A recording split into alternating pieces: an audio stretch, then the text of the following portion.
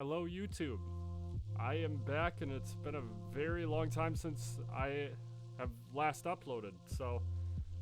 It's been about 3 years. I wanted to just walk you through what was going through my mind and kind of why I'm back. I left my channel hanging on a video called Plans for the Channel. Obviously, none of those plans panned out. At the time, I was a college student, fresh out of high school, living in a one-bedroom apartment in a brand new city, and not a whole lot of knowledge about how to live on his own. My family was only an hour and a half away by car, but it still bothered me how far away they actually were. It took me a few months to find a job, so paying rent was weighing on me. I knew no one in the area. I felt really alone, except when I would go home or when my girlfriend Kayla would come and visit me on the weekends as soon as I had a job. Once I started my job, I met some people that I thought I could be friends with, but never really left my apartment to meet up with them.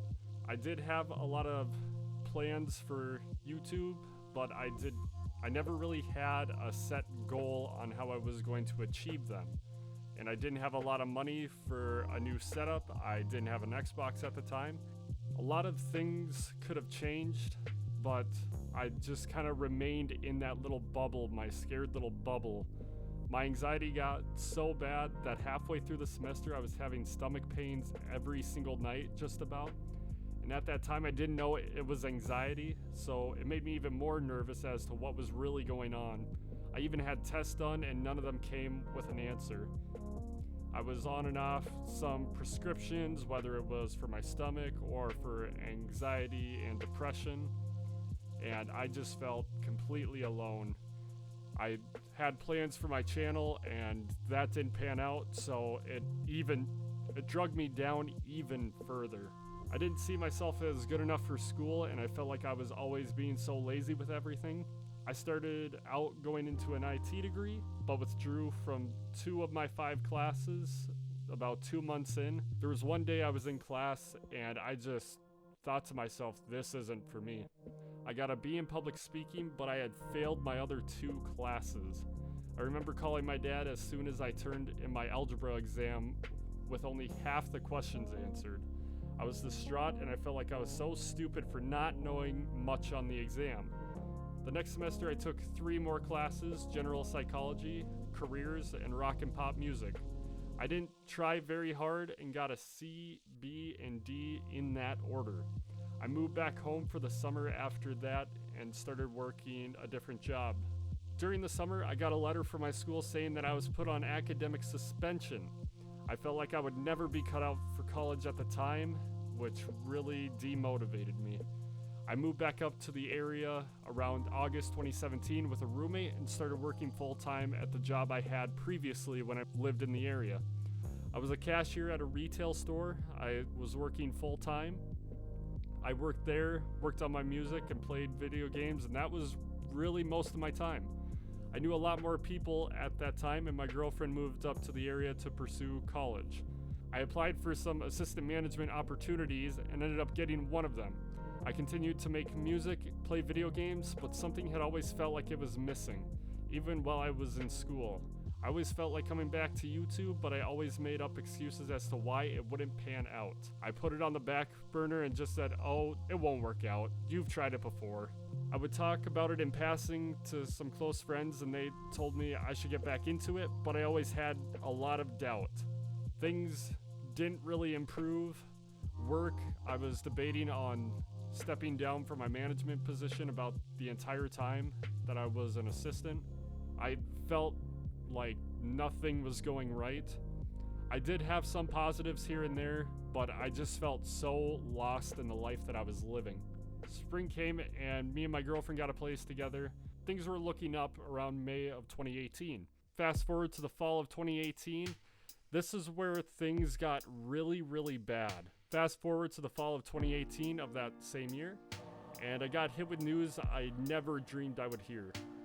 I got a message from my mom one morning while I was at work saying, call me when you get a chance. Usually my mom doesn't send things like this unless something is wrong, so I went on break to call her. It turns out my grandma, who had just turned 85, went into the doctor and they had found a tumor inside of her head. I couldn't believe it. My grandma lived only a half a block away from my house for my whole life. I had never moved, so the 18 years that I was with my parents, they were always there. She was someone I would always go see almost every day in the summertime. I would help her water flowers or just sit in their kitchen, play cards, and talk about anything, but mostly baseball. She was one of my best friends, and to hear that news, that was so hard to hear, especially one day before my birthday. I found out in the morning and I still had to work about 7 hours, so that was probably one of the worst shifts that I've worked. I went to go visit her in the hospital on my next day off, and that was about a couple days after she had had a surgery to remove at least some of it. She was her happy-go-lucky self pretty much the whole time. We learned shortly after that she would have 3 to 6 months to live without chemo, 9 to 12 with it. She made the decision to not go on chemo, which devastated a lot of us. A lot of us understood. She didn't want to be in pain.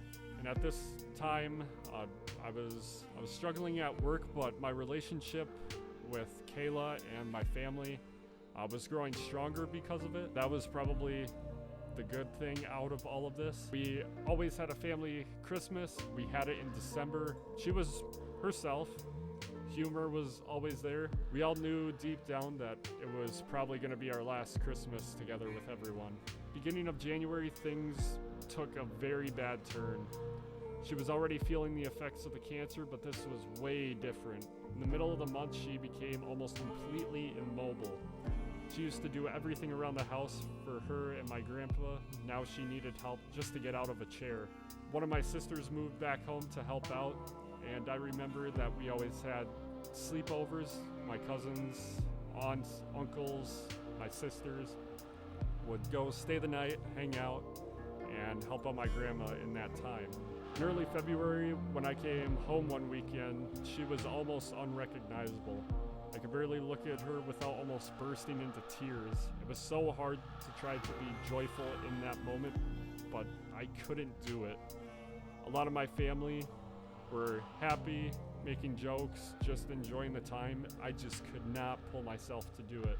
One night on January 22nd, 2019, my mom called me. I was packing up to go home for that weekend since I had it off, and she told me that my grandma Jeanette had passed away that afternoon.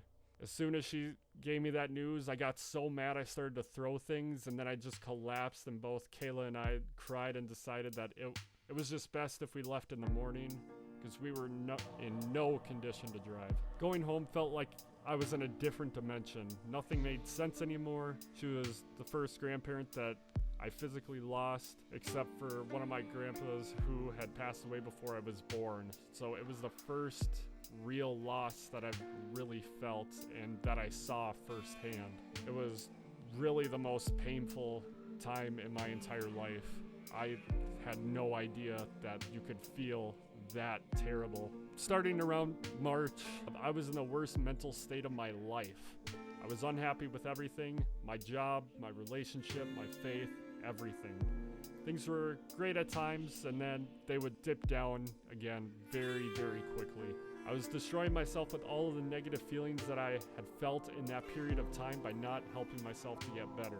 Starting to get into fall, so September, October, I was probably at the lowest I had felt. I wasn't taking care of things around the apartment. I was getting really mad at Kayla for no reason, my family. Everything was just terrible to me. That's just how low I was. I felt like a failure because I had quit YouTube and I was contemplating quitting music as well. I was raised Catholic and I was actually debating on if I should continue being a Catholic. Even though I am still practicing the faith, I just did not know if it was for me. Everything was so confusing and so different. I didn't know who I was. My mental health was terrible. I never really had positive thoughts. A lot of depression came in 2019. One day around October, I was playing with one of my best friends, Piers. I told him how done I was with the year and how I just wanted the year to be over.